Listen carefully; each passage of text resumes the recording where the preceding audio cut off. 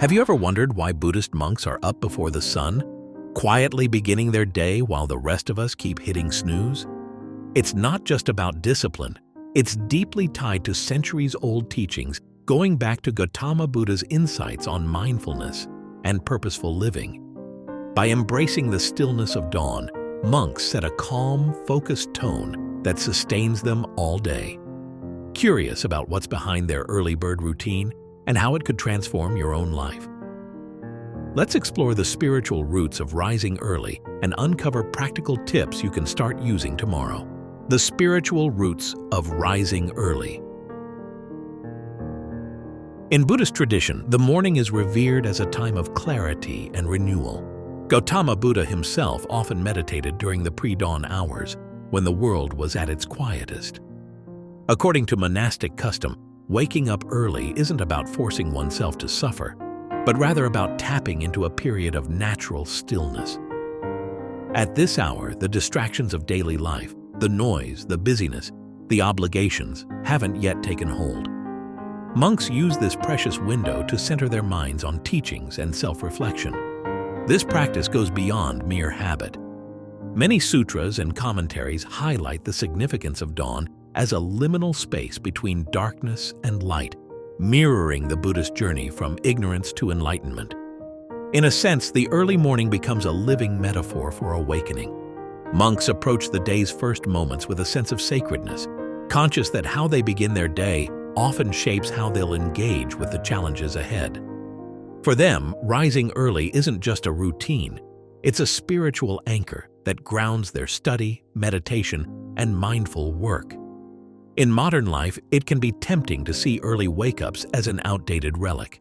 Yet when you appreciate their deeper purpose, cultivating mental clarity, reverence, and a mindful approach, you begin to see how adopting an earlier schedule might nourish your own spiritual or personal growth, even if you're not a monk.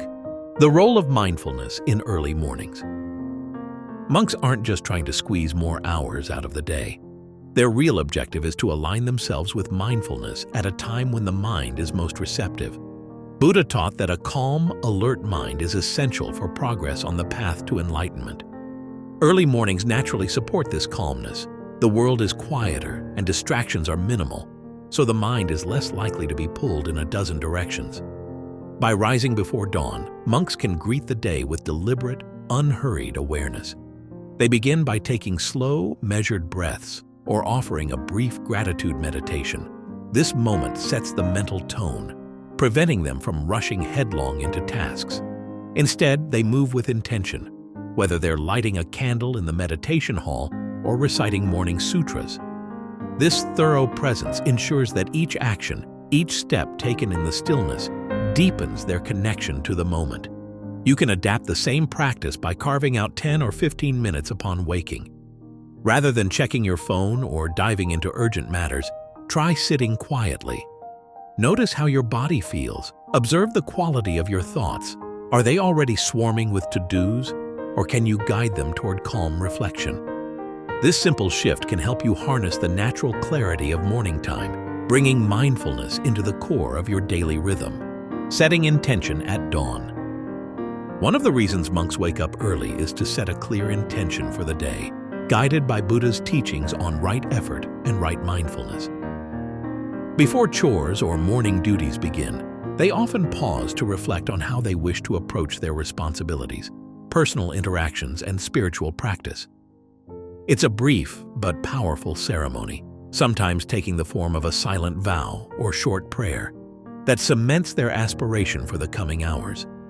This focus on intention is more than just a motivational trick. It's rooted in the Buddhist understanding that our mindset shapes our actions, and our actions shape our destiny. By consciously deciding, "I will act today with kindness and attention," monks redirect the habitual patterns that might otherwise lead them astray. They're effectively training the mind to filter every subsequent choice through a lens of compassion and discipline. In a modern context, you can replicate this by writing down or mentally affirming 1 or 2 intentions when you rise. Maybe it's a vow to handle stress more calmly or to prioritize compassion in every interaction.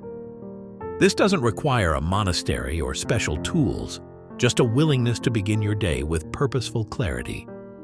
Over time, the habit of early intention setting can shift how you respond to setbacks and opportunities, infusing even mundane tasks with a deeper sense of purpose. The energy of sunrise, why it matters. In Buddhism, nature is often seen as a teacher of impermanence and interconnectedness. Sunrise exemplifies these truths. The darkness recedes, revealing a fresh start each day. Monks learn to watch the rising sun not just for its beauty, but for its symbolic reminders. Dawn light is gentle yet steadfast, offering an external representation of the inner light of awareness that Buddhists aim to cultivate. Physically, the early hours can also boost energy and alertness. Research suggests that exposing yourself to sunlight soon after waking helps regulate your circadian rhythm. This natural cue aligns your sleep-wake cycle more closely with day and night, improving sleep quality and daytime focus. Monks, who often lead physically demanding routines, sweeping courtyards, harvesting produce, or cooking communal meals, benefit from this alignment. Their energy isn't forced, it flows from living in sync with natural light. From a spiritual angle, sunrise is a reminder of each new day's potential. Buddha taught that every moment of consciousness is an opportunity to wake up from mental slumber. Watching daylight break offers a quiet sense of renewal, a chance to leave behind yesterday's regrets and approach the new day unburdened. Even if you live in a bustling city, taking a moment to appreciate the morning sky can deepen your sense of connection to the world and invigorate your spirit before obligations take hold. Overcoming obstacles to waking up early. Of course, not everyone jumps out of bed at dawn with a smile. Monks face hurdles too: fatigue, weather, the lure of just a few more minutes of sleep. The difference is they employ strategies grounded in Buddhist discipline to overcome these challenges. One such strategy is consistency. Monks typically follow a strict daily schedule, which trains the mind and body to expect an early rise.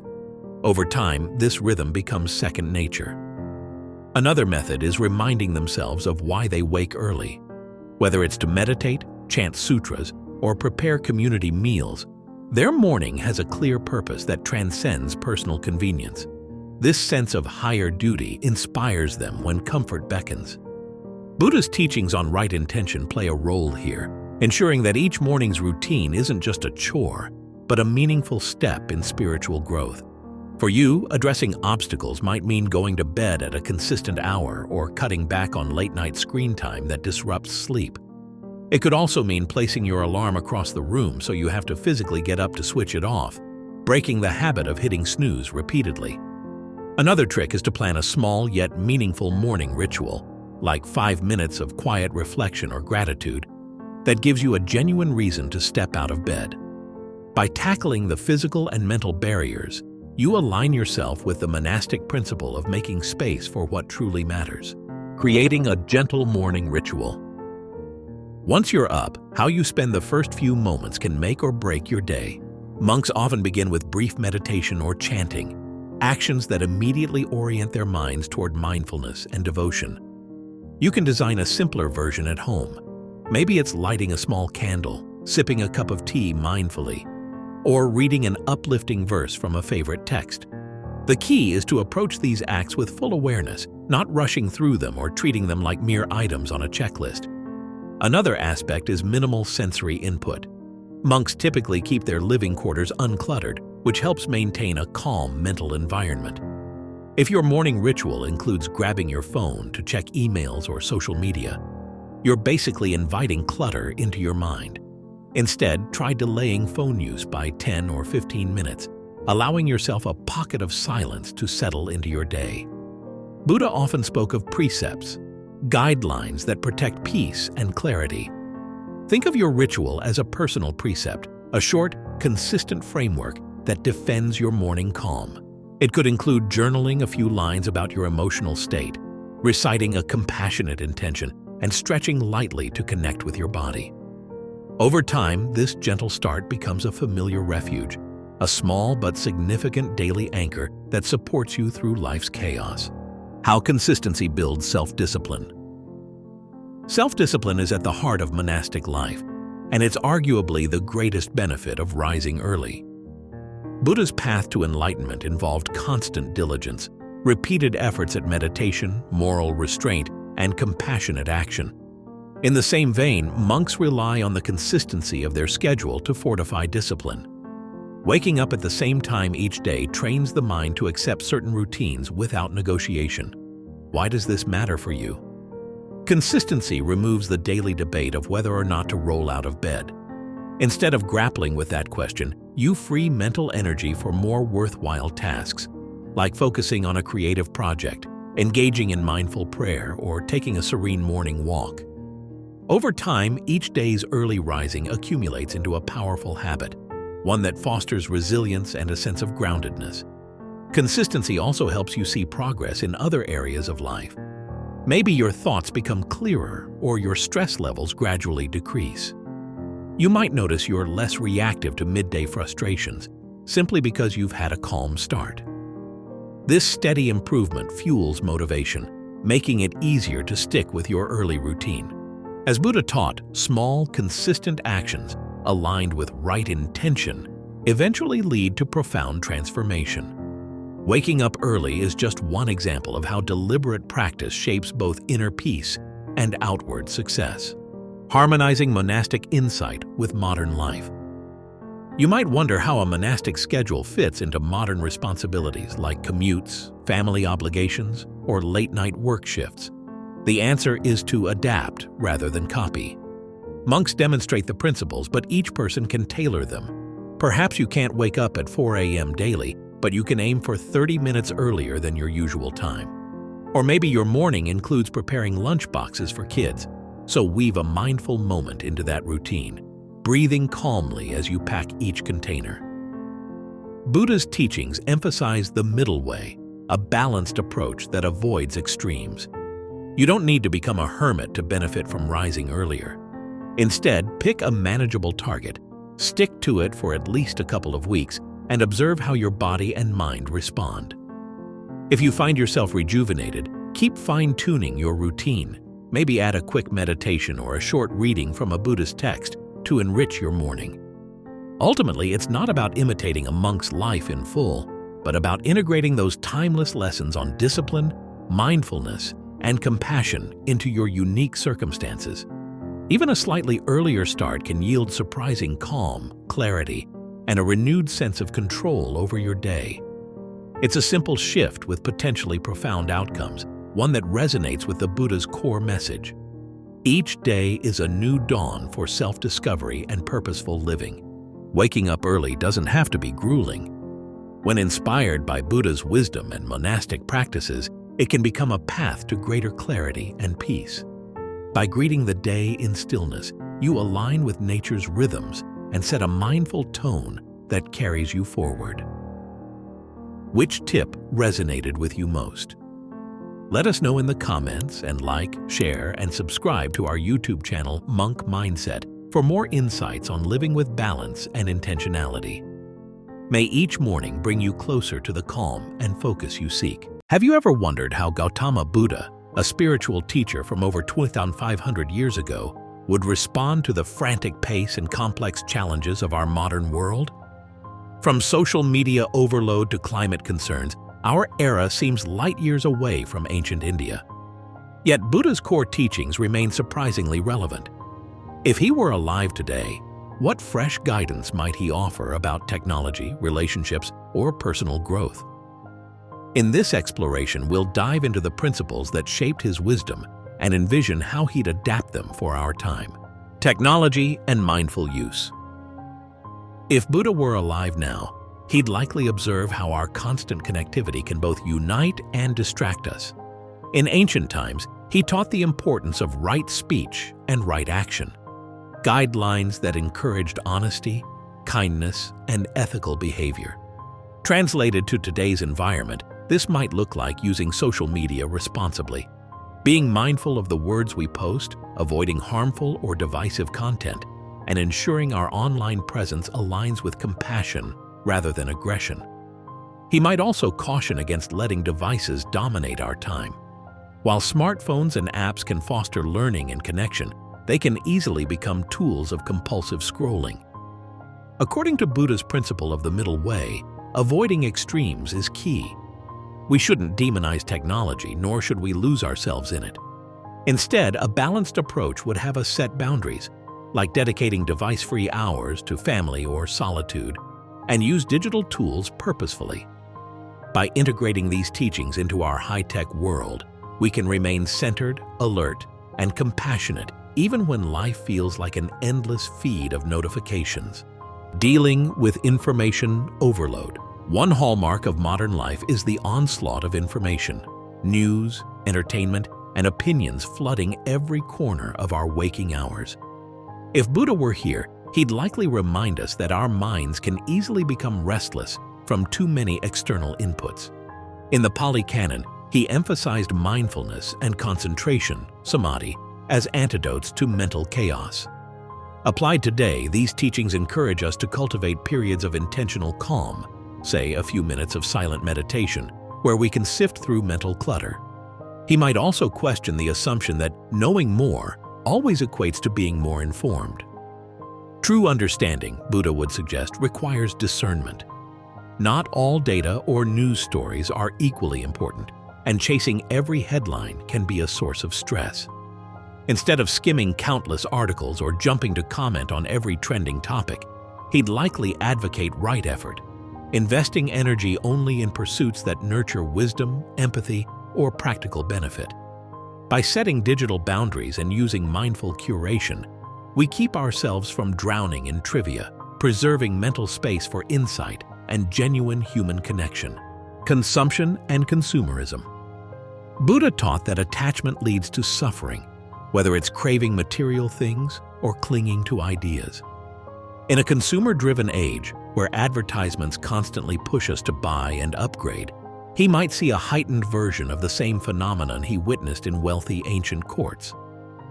Advertisers promise happiness through possessions, yet the satisfaction from new gadgets or clothes quickly fades, leaving us wanting more. For a modern Buddha, the remedy would still be detachment. Not that he'd condemn owning things, but he'd caution against letting possessions own us. Setting mindful limits, buying only what we genuinely need, pausing to reflect before each purchase, mirrors the monastic commitment to living simply. Monks often have few personal items, not from lack of choice, but from recognition that too many belongings weigh the mind down. Translating this to modern life, we can practice minimalism or mindful spending, ensuring our resources go toward what truly enriches our lives. It's a stance that relieves financial stress and fosters gratitude for what we already have, undermining the endless cycle of want and dissatisfaction. Mental health and the modern stresses. Contemporary challenges, workplace burnout, anxiety disorders, and depression reflect an epidemic of mental strain. Gautama Buddha's Four Noble Truths addressed suffering's root causes, highlighting craving and ignorance as key drivers. In today's context, craving could be the relentless pursuit of achievement or social approval, and ignorance could manifest as denial of our emotional needs. If Buddha were among us, he might champion open conversations about mental health, urging us to treat emotional distress as seriously as physical illness. He'd possibly expand on his teachings about right mindfulness and right concentration, advocating meditation not just for spiritual insight, but also for stress management and emotional resilience. In a modern clinical sense, mindfulness-based therapies echo these ancient practices, helping people cope with anxiety or negative thought patterns. He'd also emphasize self-compassion, seeing oneself as deserving of empathy and care, just as we'd offer a loved one. By merging these Buddhist frameworks with modern psychology, we'd gain holistic strategies that feed both inner peace and outer balance. Sustainability and interconnectedness. Buddha observed that all life forms exist in a web of interdependence. Today, issues like climate change, pollution, and resource depletion underscore that principle on a global scale. If he were present now, Buddha would likely point out that harming the environment directly harms us, since we're part of that same ecological tapestry. He taught compassion not only for people but for all sentient beings. Applied to modern sustainability concerns, that compassion would guide us toward eco-friendly choices, reducing waste, limiting carbon footprints, and protecting habitats. For Buddha, caring for the earth wouldn't be an abstract moral duty. It'd be a logical extension of understanding that we rely on the same air, water, and soil as every other living creature. He'd remind us that small daily decisions, bringing reusable bags, cutting back on single-use plastics, or choosing public transport, collectively shape the world's future. This mindfulness in consumption and disposal aligns with right action, ensuring that our lifestyles promote harmony rather than exploitation. Relationships in a digital era. If Buddha were alive now, he'd witness relationships formed and maintained across screens, through texts, video calls, and social networks. While technology can bridge distances, it can also deepen misunderstandings or cultivate superficial bonds. Buddha's emphasis on genuine connection and right speech calls us to communicate with honesty, kindness, and attentiveness, whether online or offline. He'd also address the subtle loneliness that can arise from digital reliance. Monks, after all, balance communal living with solitude. Modern humans might do well to replicate that approach, finding community where empathy and real conversation flourish, but also carving out alone time to reflect and recharge. The goal isn't to abandon tech-driven communication, but to ensure it doesn't replace heartfelt interactions. By combining ancient wisdom on compassion and sincerity with new digital platforms, we could nurture relationships that are simultaneously global in reach and deeply personal. The value of slowing down. Speed seems to define modernity. Faster internet, quicker results, instant gratification. Buddha, in contrast, taught a path of mindful pacing. Were he in today's world, he'd likely see how rushing leads to mistakes, burnout, and shallow experiences. Instead, he'd encourage us to slow down, making our morning coffee with deliberate presence, savoring each sip, or walking without earphones so we can feel the ground beneath us. Monks often follow structured routines, balancing work, study, meditation, and rest. This harmony fosters steady energy rather than frantic peaks and crashes. For a modern audience, it might mean scheduling purposeful breaks, learning to say no to unnecessary tasks, and respecting one's mental bandwidth. Slowing down isn't laziness. It's the recognition that a calmer, more measured approach can yield better outcomes. Reflecting on the middle way, we see that neither racing through life nor becoming idle supports true well-being.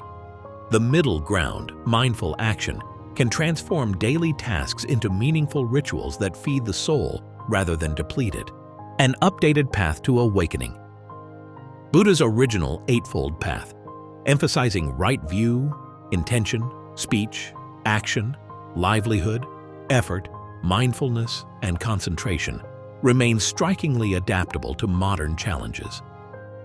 If he were alive today, he might update certain terms or examples to address virtual interactions, psychological stress, and global concerns, yet the essence would remain the same: live ethically, cultivate wisdom, and practice mindfulness. Just as Buddha offered a practical guide for ancient seekers, he'd likely craft a similarly grounded plan for us. Guidelines for ethical social media usage, approaches to maintaining mental health in a workaholic culture, tips on balancing digital convenience with environmental stewardship. All these would revolve around the same central insight, that understanding the mind and nurturing compassion lead to genuine freedom from suffering. Adopting this updated path doesn't mean discarding technology or modern comforts. It means using them wisely, never forgetting they're tools rather than ultimate sources of fulfillment. With each thoughtful choice, whether it's turning off notifications during family time or consciously limiting consumer habits, we advance along a path that's as relevant now as it was 2,500 years ago. While the world has transformed since Buddha's era, his core teachings endure because they address the human mind itself, a realm that hasn't changed nearly as much. If he walked among us today, he'd likely adapt his message to our digital, fast-paced lives, yet still underscore the same timeless truths: mindfulness, compassion, ethical living, and the pursuit of deeper understanding. Which modern issue do you think Buddha would tackle first? Let us know in the comments. And if this resonates, like, share, and subscribe to our YouTube channel, Monk Mindset, for more profound insights. May your journey be wise and compassionate, no matter the century. Have you ever wondered why painful experiences so often lead to your biggest breakthroughs? Gautama Buddha pondered this very question more than 2,500 years ago, concluding that suffering isn't just an inevitable part of life, it can be a powerful catalyst for growth. Far from promoting despair, Buddha emphasized how confronting challenges can illuminate our deeper capacities for understanding, empathy, and resilience. In this guide, we'll explore why Buddha saw suffering as both unavoidable and profoundly transformative, and how you can channel hardships to foster greater wisdom and inner peace. Why suffering is inescapable. Dukkha. In Buddhist teachings, the term dukkha is often translated as suffering, though it also encompasses feelings of dissatisfaction, restlessness, or unease. Buddha observed that everyone, no matter their status, wealth, or knowledge, grapples with these forms of discomfort. Physical ailments, emotional turmoil, social conflicts, or even the realization that life's pleasures are fleeting, all fall under the umbrella of dukkha. He didn't highlight this to be pessimistic. Rather, he believed recognizing suffering was crucial if one wished to transcend it. Imagine going about your daily routine, convinced you can avoid all pain and frustration. The moment adversity strikes, say you lose your job or face a health crisis, such illusions shatter, creating even more distress. Buddha noted that this avoidance mindset actually amplifies suffering. Instead, by acknowledging that difficulties are woven into existence, we stop resisting reality and begin examining our emotional responses. Accepting the inevitability of struggle doesn't mean resigning ourselves to misery. It means stepping onto the path where real healing and transformation become possible. In everyday life, acknowledging dukkha might involve admitting that certain relationships strain us more than we'd like, or that our career successes haven't delivered unending happiness. Identifying these pains prompts us to ask deeper questions. What keeps us tethered to dissatisfaction? How can we respond differently? As we become honest about these dilemmas, we open the door to rethinking our perspectives and adopting new coping strategies, setting the stage for meaningful growth. Buddha's pivotal insight, from pain to progress. Buddha's own journey captures how adversity can awaken us to deeper truths. Born a prince, Siddhartha Gautama lived in sheltered luxury until he encountered old age, sickness, and death. Disturbed by these stark realities, he left the palace to seek an end to suffering. His eventual enlightenment under the Bodhi tree wasn't merely about escaping pain. It was about understanding its nature and harnessing it as a stepping stone to greater awareness. This idea resonates even now. Crisis points often push us to reevaluate our assumptions about life. Perhaps you endure the heartbreak of a failed relationship or the loss of a long-held dream. In the aftermath, you may question who you are without those attachments, sparking an existential or spiritual inquiry.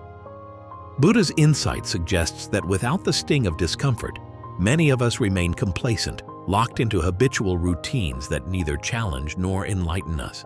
Suffering shatters those routines, inviting us to see beyond our comfort zones and grow in ways we hadn't considered possible. Thus, suffering can serve as an unlikely mentor, ruthless yet honest, showing us where we hold misguided beliefs or where our priorities may be out of balance. By examining our emotional pain instead of burying it, we gain the courage to pivot, transform, and ultimately live with greater authenticity. Like Buddha, discovering the illusory nature of worldly comforts, we too can use suffering as a lens that clarifies what truly matters. The purpose of hardship. Spiritual awakening. Why do difficulties so often lead to personal or spiritual awakening? In Buddhist philosophy, suffering serves as a loud alarm bell, alerting us that our usual coping mechanisms, like clinging to material success or chasing fleeting pleasures, aren't foolproof. You might enjoy a high-paying job or a fulfilling romance for a while, But changes, layoffs, breakups, or health issues can leave you unmoored. This jolt can trigger a profound reevaluation of what stability and happiness really mean. Buddha believed that illusions, particularly the illusion that external achievements guarantee lasting peace, keep us trapped in cyclical dissatisfaction. Hardship pierces those illusions. Imagine losing something you believed you needed to be happy. The ensuing pain can crack open your preconceived notions about life.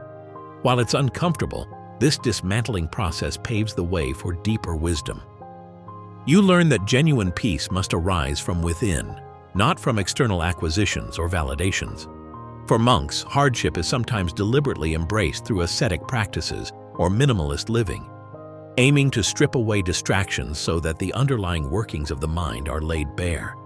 For lay practitioners, daily challenges, balancing finances, coping with family strife, facing societal pressures, can serve a parallel function. Each hardship reveals that the mind's freedom isn't determined by external comfort, but by the cultivated ability to remain centered and compassionate, come what may. How suffering exposes attachments. One vital role suffering plays is exposing our attachments. According to Buddha, we suffer because we latch onto impermanent things, whether objects, people, or the belief that life should be perpetually smooth. When those attachments face disruption, pain emerges, reminding us that our dependency on fragile conditions seeds ongoing anxiety. Envision how heartbreak might reveal your deep-seated fear of being alone, or how job loss might uncover your reliance on external recognition for self-worth. These revelations, though painful, are invaluable. They pinpoint exactly where we've placed undue hope in something ephemeral. Recognizing these attachments puts us at a crossroads. Cling tighter and prolong distress, or let go and find a more resilient form of peace. Monks exemplify detachment by living simply and refraining from luxuries not out of disdain for enjoyment, but to avoid the mental heaviness that possessions often bring.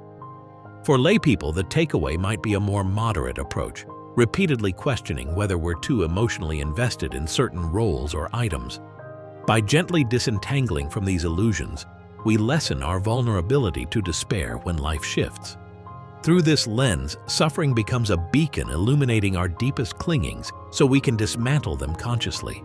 Choosing growth, a monastic model. If suffering is inevitable, the question becomes, how do we respond? For Buddhist monks, part of the answer lies in embracing voluntary simplicity and daily meditative discipline. They view minor discomforts like rising before dawn, adhering to limited meals, or engaging in repetitive chores as opportunities to train the mind against knee-jerk reactions. Instead of seeing these routines as restrictive, monks appreciate them as a mental gym, building resilience and clarity. This approach can translate into modern life in smaller ways. If you notice you habitually avoid tasks that bring discomfort, like a challenging conversation or a fitness routine, decide to tackle them deliberately. By leaning into manageable forms of hardship, you reinforce the muscle of perseverance. Over time, bigger crises also become less daunting because you're used to facing adversity head-on rather than fleeing from it. Essentially, you cultivate what psychologists might call stress inoculation. Each instance of discomfort met with mindfulness and resolve bolsters your confidence in handling life's storms. Buddhists underscore that growth is less about the absence of hardship and more about the skillful engagement with it. Adopting a monastic mindset, even part-time, fosters a proactive, self-reliant attitude that can turn suffering into a stepping stone rather than an abyss. Suffering's role in compassion and empathy. Another crucial dimension to Buddha's view of suffering is the expansion of compassion. Personal pain often sensitizes us to the hardships others face. If you've struggled with grief or anxiety, you're more likely to sense the depth of someone else's distress, avoiding the trap of superficial platitudes. Compassion then evolves from a lofty ideal into a grounded reality, fueled by shared human vulnerability. Buddha's path after enlightenment wasn't solitary. He spent decades teaching and alleviating the suffering of countless people. indicating that insight born from his own trials ignited a profound empathy for others. In modern contexts, when a friend loses a job or endures heartbreak, your empathy resonates more genuinely if you've faced similar trials. You recall your own confusion or pain, forging a bond that goes beyond polite sympathy. This sense of interconnectedness fosters a community of mutual support, creating a ripple effect of understanding that counters alienation and stigma. Through this lens, personal suffering isn't just about your individual growth. It's also an avenue for nurturing collective well-being. By converting your adversity into empathy, you participate in a shared healing process that enriches everyone. This synergy echoes Buddhist teachings on interdependence, suggesting that our personal liberation is intimately linked with the liberation of others. Practical steps for leveraging suffering for growth. While the Buddha's insights offer a profound framework, translating them into daily practice requires deliberate action. For many of us, suffering triggers emotional upheaval, ranging from frustration to despair. The key is to transform those experiences into paths of self-awareness and development. Instead of viewing pain as an obstacle, see it as a signpost directing you toward deeper truths. Begin by acknowledging your pain rather than denying it. Name the emotion, be it grief, anger, or fear, and allow yourself to feel it without judgment. This recognition sets the stage for honest reflection on what attachments might be fueling your distress, like a hidden need for approval or a tightly held expectation about how life should unfold. Next, adopt a simple mindfulness practice. Even a few daily minutes of silent meditation or focused breathing can help you observe discomfort without letting it spiral. As you sit with these emotions, you can systematically ask, what lesson does this reveal? Perhaps you discover an over-reliance on external validation or an unmet need for boundaries. Choose small, manageable steps to address these issues, such as seeking guidance from a mentor, journaling your realizations, or actively letting go of a specific want that no longer serves you. Finally, remember that the pain you endure can heighten your empathy for others facing similar ordeals. Reach out, share your understanding, or offer support in a way that feels natural. Emphasizing compassion extends your growth beyond the personal realm, turning suffering into a collective uplift. Each day you practice these steps, suffering morphs from an unwelcome intruder into a catalyst that refines your character and widens your perspective, embracing life's imperfect journey. Buddha never promised a life free from struggle. His teachings revolve around understanding and using struggles to awaken deeper wisdom. Instead of clinging to fantasies of perpetual comfort, we learn to navigate reality with eyes wide open. This doesn't mean courting misery. It means letting each hardship expose the illusions we harbor about ourselves and the world. The illusions fall away, and in their place emerges a clearer, kinder, more flexible mindset. When you embrace the truth that suffering can nurture growth, you step off the exhausting treadmill of avoidance. Challenges remain, but they don't lock you in despair. Armed with mindfulness, self-reflection, and compassion, you stand steadier in the face of life's turbulences, confident that every storm can reveal something valuable about your own strength, your capacity to connect with others, and the ever-evolving dance of existence. In this spirit, adversity becomes not an end but a transformative chapter in an ongoing story of self-discovery. Buddha's insight that suffering is necessary for growth offers a profound shift in how we view life's darkest moments. Rather than dreading or denying pain, we can learn to embrace it as a guide toward deeper understanding, empathy, and inner freedom. Which of these practices or reflections speaks most to your current struggles? Let us know in the comments. And if you found this exploration helpful, like, share, and subscribe to our YouTube channel, Monk Mindset, for more teachings on transforming hardship into a gateway for lasting wisdom and peace.